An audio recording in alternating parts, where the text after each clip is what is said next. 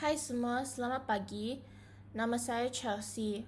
Pada pendapat saya, punca utama pemanasan global ialah aktiviti manusia. Kerana aktiviti kita pada masa yang sama membebaskan sejumlah besar karbon dioksida ke udara.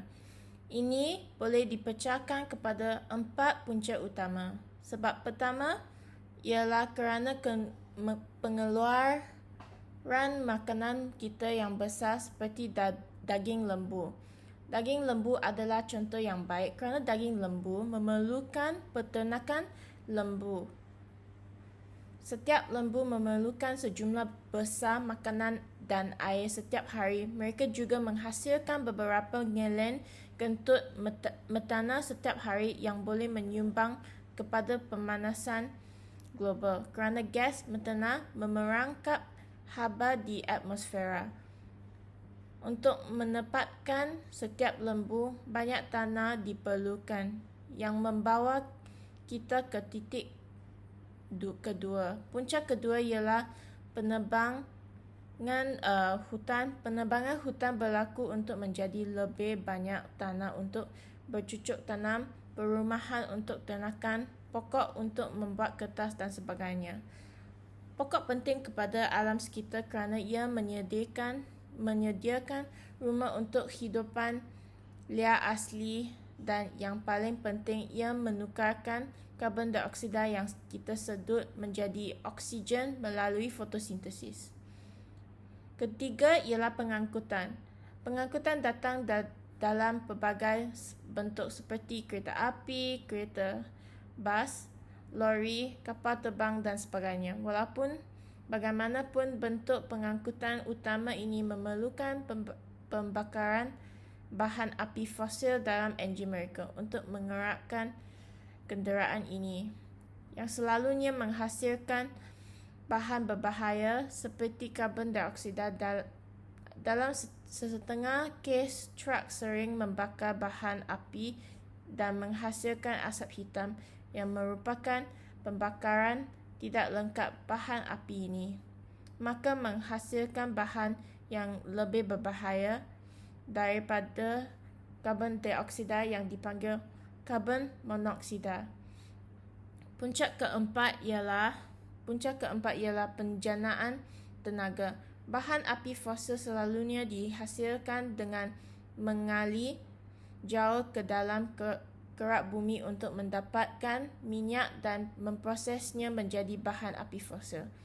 Bagaimanapun bentuk mendapat bahan api ini tidak mampan dengan membakarnya untuk menjana tenaga, sejumlah besar karbon dioksida sering dihasilkan sebagai hasil sampingan dalam loji kuasa.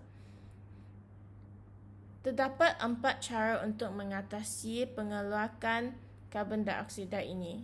Yang pertama ialah mengurangkan jumlah daging yang dimakan kerana lembu bukan satu-satunya bentuk ternakan yang menyumbang kepada pemanasan global.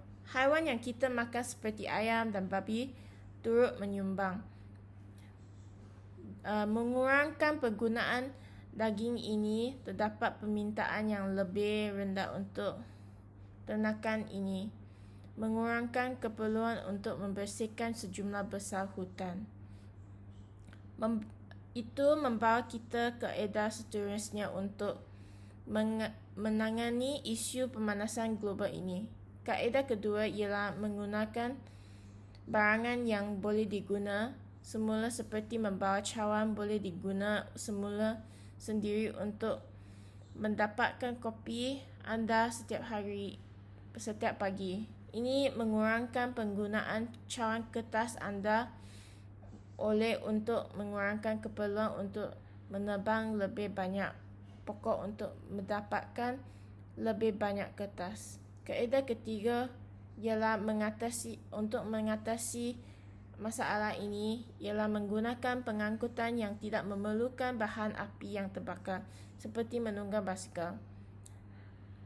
Kalau dari menormalkan penggunaan basikal sebagai pengangkutan harian, kita boleh mengurangkan lepasan global hampir 40%. Kaedah terakhir untuk menghentikan pemanasan global ialah dengan menghadkan penggunaan kuasa harian anda. Ini boleh memastikan anda menukar lampu apabila anda meninggalkan bilik untuk mematikan sebarang peralatan yang tidak diguna di sekeliling rumah. Menghadkan penggunaan kuasa boleh mengurangkan keperluan untuk menjana sejumlah besar bahan api fosil dalam logik kuasa. Oleh itu, mengurangkan kelepasan gas rumah hijau. Kesimpulannya, terdapat banyak punca pemanasan global yang semuanya berpunca daripada aktiviti dan kejahilan manusia. Walau bagaimanapun kesan pemanasan global tidak boleh dipulihkan dan keadaan boleh diperbaiki selagi kita melakukan bahagian kita untuk mengurangkan kesannya bersama-sama. Itu saja daripada saya dan sekian, terima kasih.